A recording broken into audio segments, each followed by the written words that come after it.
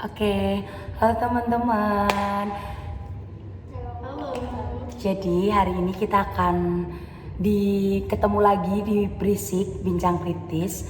Jadi hari ini kita akan ngobrol asik tentang film dengan aku Dina Dita Agustina yang akan menjadi pemandu podcast Berisik hari ini. Sebelum itu kita ditemenin oleh teman-teman kita yang kece ini, mungkin bisa kenalan satu-satu. Oke, halo. Nama aku Sri Andayani. Aku dari AP 2022.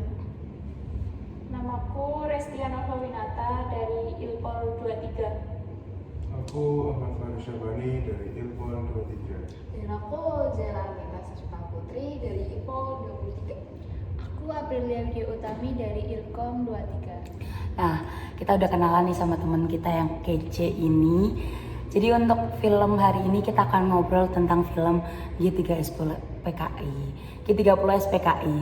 Jadi film itu tuh film yang udah sangat terkenal sih di Indonesia. Jadi film itu tentang pengkhianatan Partai Komunis Indonesia yang menculik 7 jenderal Indonesia. Nah, untuk pertanyaan pertama nih aku mau nanyain kepada teman-teman. Menurut teman-teman, pandangan teman-teman terhadap film ini tuh kayak gimana sih? Jadi pada 30 September 1965, sekelompok tentara yang berasal dari unit Cakrabirawa itu menculik dan membunuh 7 orang jenderal TNI Angkatan Darat. Dalam dari peristiwa ini adalah PKI. Tapi akhirnya Soeharto muncul sebagai tokoh yang berhasil buat meredam gerakan ini. Lewat Super Semar, akhirnya Soekarno menyerahkan semua kekuasaan eksekutifnya kepada Soeharto. Dan pada tahap inilah dimulai periodisasi sejarah Orde Baru. PKI yang menjadi salah satu partai politik terkuat pada saat itu menjadi partai yang terlarang karena telah merencanakan kudeta. Anggota-anggotanya ditangkap dan diburu.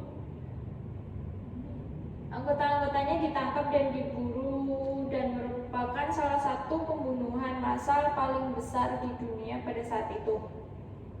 Penangkapan dan pemenjaraan besar-besaran dilakukan terhadap warga sipil dan pejabat pemerintah, termasuk kepada militer dengan berbagai pangkat yang dituduh memiliki keterlibatan dengan usaha kudeta 1965. Nah, tepatnya pada tanggal 30 September, PKI ini mulai melancarkan aksinya. Sekelompok tentara mengepung sebuah rumah di Jalan Hasanuddin nomor 53 di daerah Kebayoran Baru yang dihuni oleh Brigadir Jenderal Donald Isaac Panjaitan bersama dengan keluarganya. Dewi Panjaitan ini kemudian diminta untuk segera menemui Presiden Soekarno karena situasi darurat pada saat itu. Dewi Panjaitan sempat menuruti perintah para tentara PKI. Ia rela mengikuti perintah anak buah yang ingin menculiknya. Dewi Panjaitan kemudian meminta untuk berdoa terlebih dahulu. Karena terlalu lama, Dewi Panjaitan akhirnya ditembak sebelum diseret masuk ke dalam truk tentara PKI.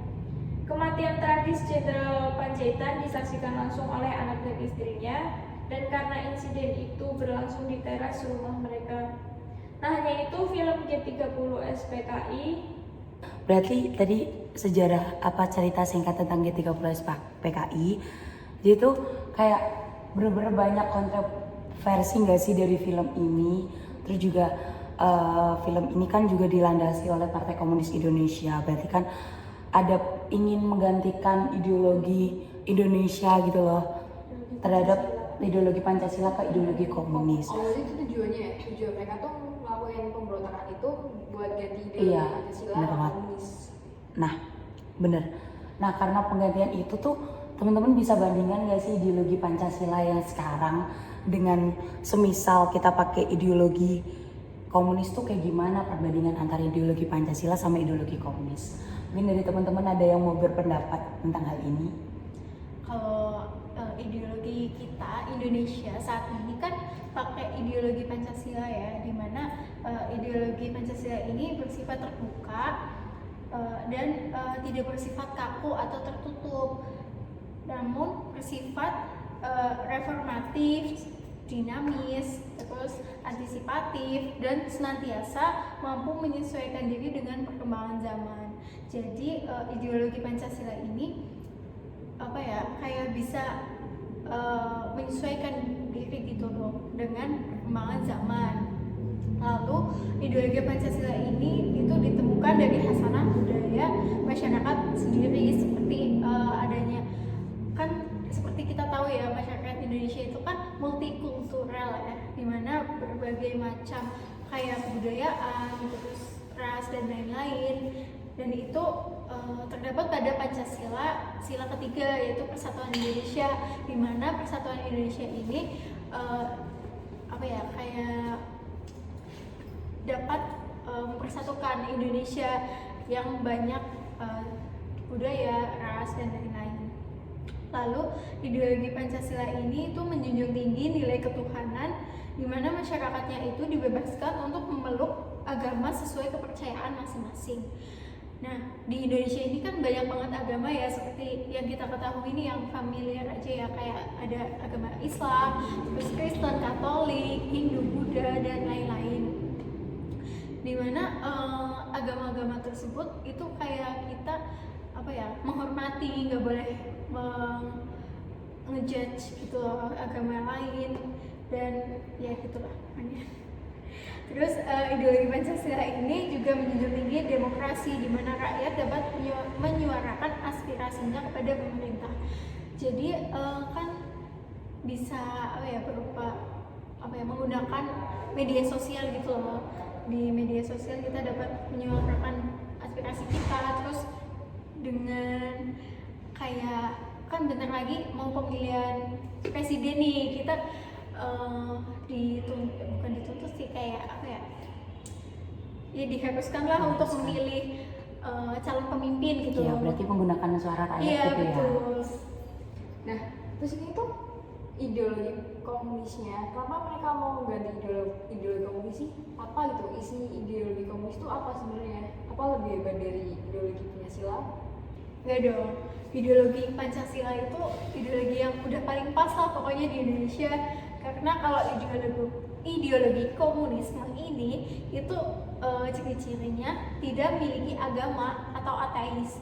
Jadi mereka itu tidak mengenal adanya Tuhan gitu loh, tidak mempercayai adanya Tuhan, dan kayak keputusannya itu diambil dari manusianya sendiri gitu. Terus kalau ideologi komunisme ini kurang menghargai manusia sebagai individu dan menganggap manusia itu sebagai mesin, yang mana layaknya mesin jika kalau udah rusak gitu kan dibuang ya, udah disingkirkan gitu. Dimana kalau di film G30 SPKI ini kayak misalnya Indonesia ini kan ada kayak pejuang-pejuang Indonesia yang mungkin kayak mengancam PKI nih, terus dibunuh dan dibuang ke dalam lubang gitu loh. Terus selain itu ideologi komunisme ini mengajarkan teori perjuangan kelas, adanya proletariat melawan tuan tanah dan kapitalis. Nah, ini tuh kayak memperjuangkan kelas, kayak kelas atas, kelas bawah. Kalau kelas bawah itu kayak ditindas gitu loh sama kelas atas. Jadi ideologi komunis itu sangat tidak sesuai untuk diterapkan di Indonesia ya teman-teman, karena Indonesia itu udah dari lama menganut ideologi Pancasila, di mana di dalam Pancasila itu terdapat nilai-nilai dasar sebagai perekat dan pemersatu antara tujuan ideologi, kebutuhan masyarakat, dan keinginan dari stakeholder. Sehingga apabila Indonesia menerapkan ideologi komunisme, maka kemungkinan akan menyebabkan kekuasaan pemerintahan itu sangat kuat di berbagai sektor. Bahkan mungkin bisa menyebabkan pemerintahan Indonesia itu menjadi otoriter. Contohnya itu kayak Korea Utara. Kalian tahu sendiri Korea Utara itu kayak apa kan? Iya sih, bener banget. Kita juga itu kan pas zamannya Soeharto kan kita juga otoriter ya nggak sih? Iya, jadi kayak rakyat tuh kayak ngerasa terbebani gitu ya, nggak bisa berkembang dengan sesuai kayak gitu. Tapi ini buat sekarang kan kita pakai ideologi Pancasila. Tapi kalau dilihat dari sekarang ya, dari sekarang ini Indonesia tuh masih cocok nggak sih pakai ideologi Pancasila itu? Masih masih relevan nggak? Oke, kalau menurutku sih ideologi Pancasila itu di Indonesia itu masih sangat relevan dan tetap harus ada. Masalahnya seperti yang kita tahu bahwa Pancasila di Indonesia sendiri kan menjadi dasar negara. Dasar negara itu sendiri kalau dasarnya hilang, otomatis runtuh. Dan sebagaimana di Indonesia, jika Pancasila itu digantikan, maka kemungkinan besar negara Indonesia akan hilang. Gitu sih, tapi untuk zaman sekarang itu kayak gimana ya, banyak kasus yang malah masyarakatnya tuh kayak keluar dari ideologi Pancasila itu sih. Tapi menurutku kita harus tetap berpegang teguh sama Pancasila itu sendiri karena memang ideologi kita dan dasar negara kita masih Pancasila. Gitu nggak sih teman-teman?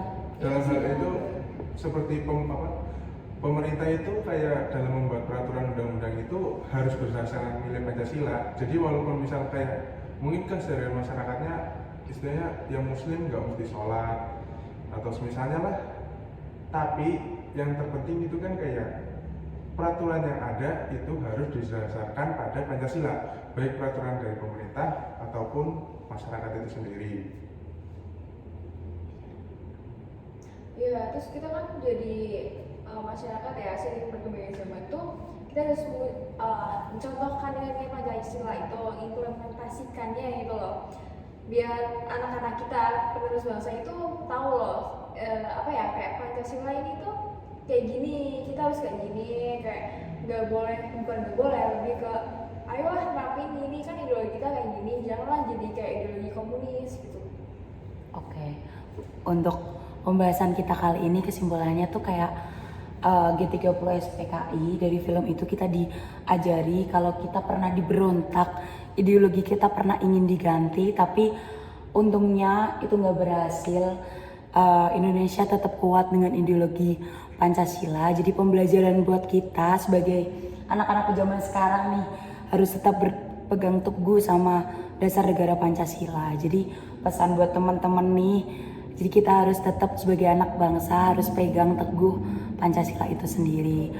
Udah itu aja sih untuk ngobrol asik kita hari ini, ngobrol kritis kita hari ini. Sampai jumpa di berisik selanjutnya. Dadah.